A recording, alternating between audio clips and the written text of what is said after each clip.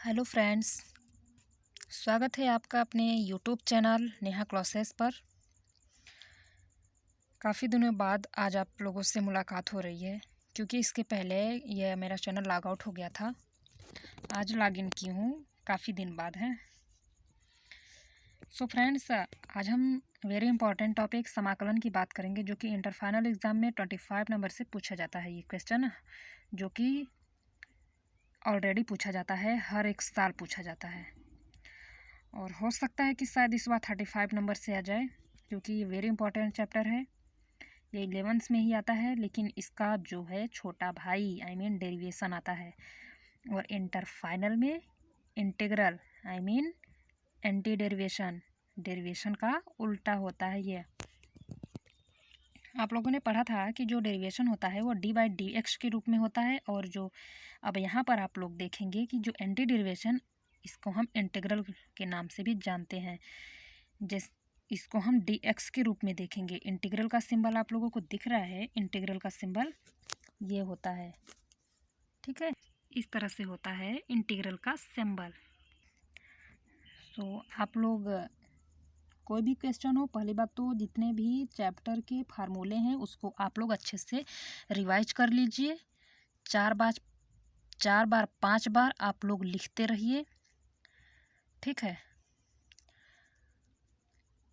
आप लोग ज़्यादा से ज़्यादा फोकस कीजिए फार्मूले पर, क्योंकि डर रहता है काफ़ी बच्चों को। वो लोगों को जो भी क्वेश्चन उन लोगों को पता रहता है, वो लोग डर की वजह से नहीं कर पाते।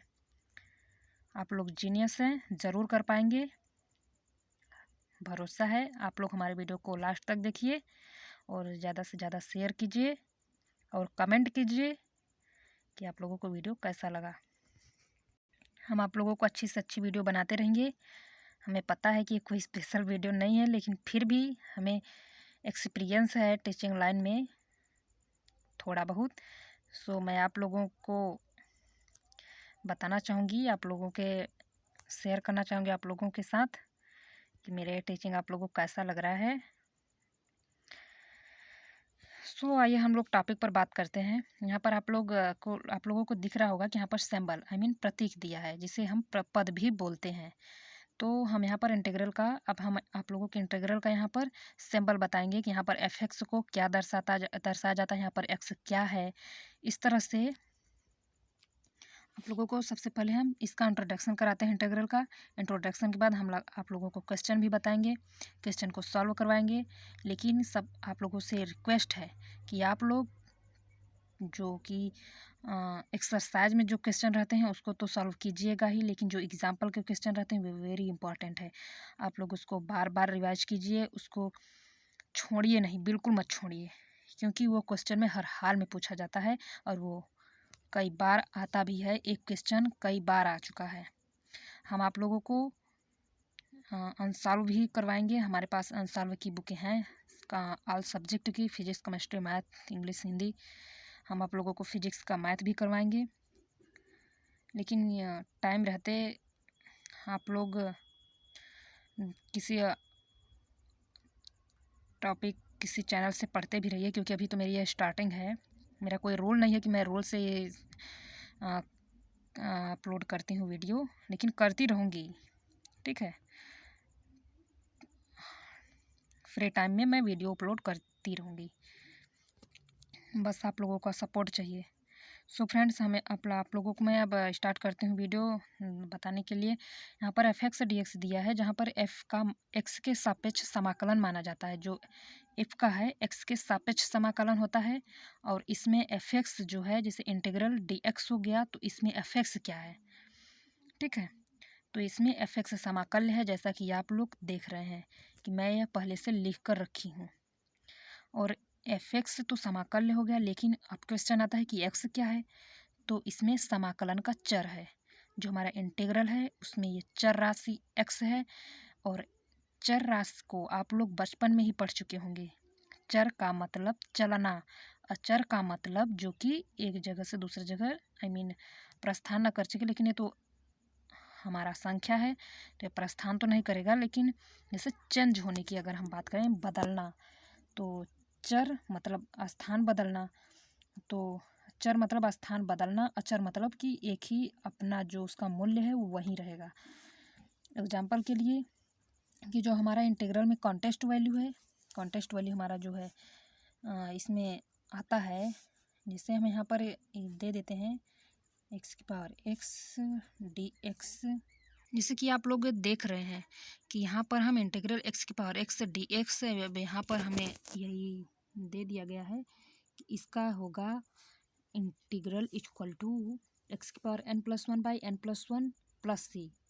यहाँ पर हम कोई भी संख्या रखें, कुछ भी अगर हमारा कोई भी चर राशि आएगा, लेकिन कुछ भी हो जाए, लेकिन ये हमारा जो c है वो यहीं का यहीं रहेगा, ये कहीं नहीं जाएगा क्योंकि यह अचर राशि है।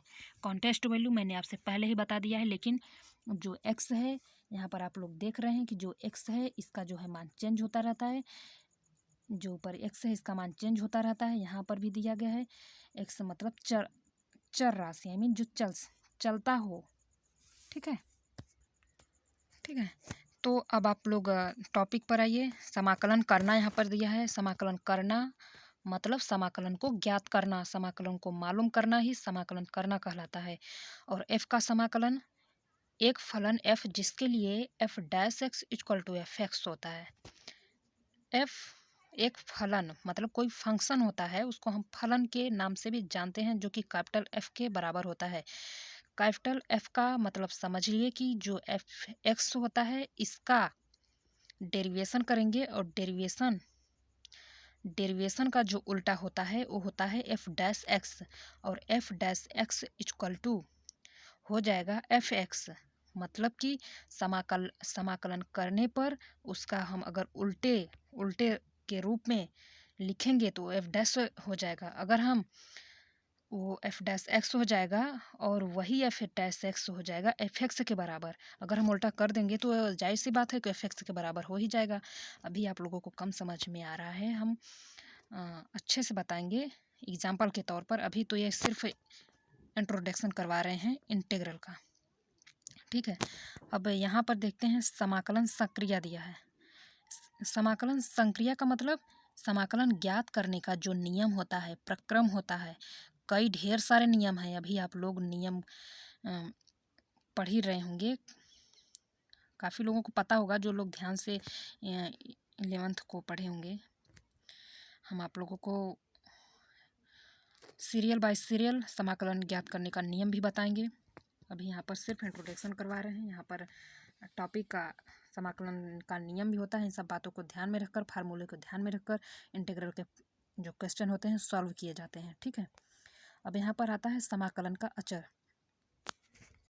कोई भी वास्तविक संख्या जिसे अचर फलन कहते हैं वही होता है समाकलन का अचर। कोई भी वास्तविक संख्या हो, जैसे 1 2 3 4, ये सब वास्तविक संख्या हैं। आई मीन कि ये लोग रियल वैल्यू, आप लोग पढ़े होंगे रियल वैल्यू और इमेजिन वैल्यू। ये भी टॉपिक था। ठीक है, 11th में टॉपिक था, आप लोगों को ध्यान में आया ही होगा। समाकलन का अचर कोई वास्तविक संख्या जिसे अचर फलन कहते हैं। फलन मतलब फंक्शन, इंग्लिश में फंक्शन बोलते हैं। हम लोग फलन को कम समझ पाएंगे, जबकि फंक्शन को अधिक समझ पाएंगे। ठीक है, फंक्शन आप समझिए, हिंदी में फलन कहते हैं। अवकलज, अब हम यहाँ पर टॉपिक पर आ जाते हैं कि अवकलज और प्रत्यवकलज, आई मीन डेरिवेशन को अवकलज और एंटी डेरिवेशन को प्रत्यवकलज, और इंटीग्रल को समाकलन बोलते हैं। आई मीन समाकलन और प्रत्यवकलज का दूसरा नाम है इंटीग्रल जो है एंटी डेरिवेशन का दूसरा नाम है। अब यहाँ पर हम फर्स्ट फार्मूले की तरफ ध्यान देते हैं। हमारा फर्स्ट फार्मूला क्या है? फर्स्ट फार्मूला है dx। ठीक है, नहीं, हाँ, d/dx है। d/dx ब्रैकेट में x⁴n+1/n+1 इक्वल टू x⁴n। तो आप समझ रहे होंगे कि इसका उल्टा इसमें दिया है, इसका उल्टा इसमें दिया गया है। Integral x⁴n+1/n+1 + c। जबकि यहाँ पर जहाँ पर n का मान है वो हमेशा पॉजिटिव रहेगा, ना कि निगेटिव। अगर निगेटिव आ गया तो यहाँ पर पूरा का पूरा संख्या 0 हो जाएगा। ठीक है, यहाँ पर जब हमारा संख्या 0 हो जाएगा तो समाकलन का जो हमारा मान आएगा वो 0 आएगा। सिर्फ कॉन्टेस्ट वैल्यू प्लस सी भी बचेगा। इसलिए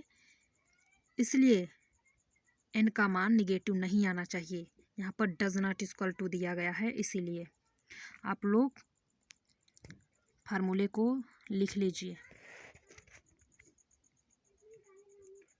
या फिर स्क्रीनशॉट रख लीजिए। मैं काफ़ी देर से फुल वीडियो दिखा रही थी, आप लोग स्क्रीनशॉट रख लीजिए। ठीक है, और ध्यान से देखिए। Second point, d by d x into x equal to 1। अगर हम इसका कोई भी अगर हम इंटीग्रल करें, डेरिवेशन करें, तो एक्स का मान हमेशा 1 आएगा। और अगर हम इसका उल्टा कर देंगे, आई मीन डी एक्स कर देंगे, जब ये डी एक्स मल्टीप्लाई हो जाएगा, चेंज हो जाएगा, इसका डायरेक्शन चेंज हो जाएगा, तो यह सिर्फ एक्स बचेगा। हम यहाँ पर एक्स प्लस सी, कॉन्टेस्ट वैल्यू प्लस सी रखेंगे। ये सर फार्मूले हैं, और हम फार्मूले को सिद्ध करना भी बताएंगे कि ये कैसे हो रहा है। ठीक है, अब यहाँ पर देखिए थर्ड नंबर आता है d by d x sine x equal to cos x आता है, और हम यहाँ पर integral cos x equal to sine x plus c. अब यहाँ पर fourth number d by d x cos x equal to minus sine x, क्योंकि जब डायरेक्शन चेंज होगा तो कास का माइनस साइन हो जाएगा, और यहाँ पर साइन का माइनस कॉस हो जाएगा। ठीक है, 5 नंबर जो हमारा नेक्स्ट टॉपिक है, d by d x tan x equal to sec square x, इसका फार्मूला होता है। अब हम यहाँ पर इंटीग्रल देखेंगे।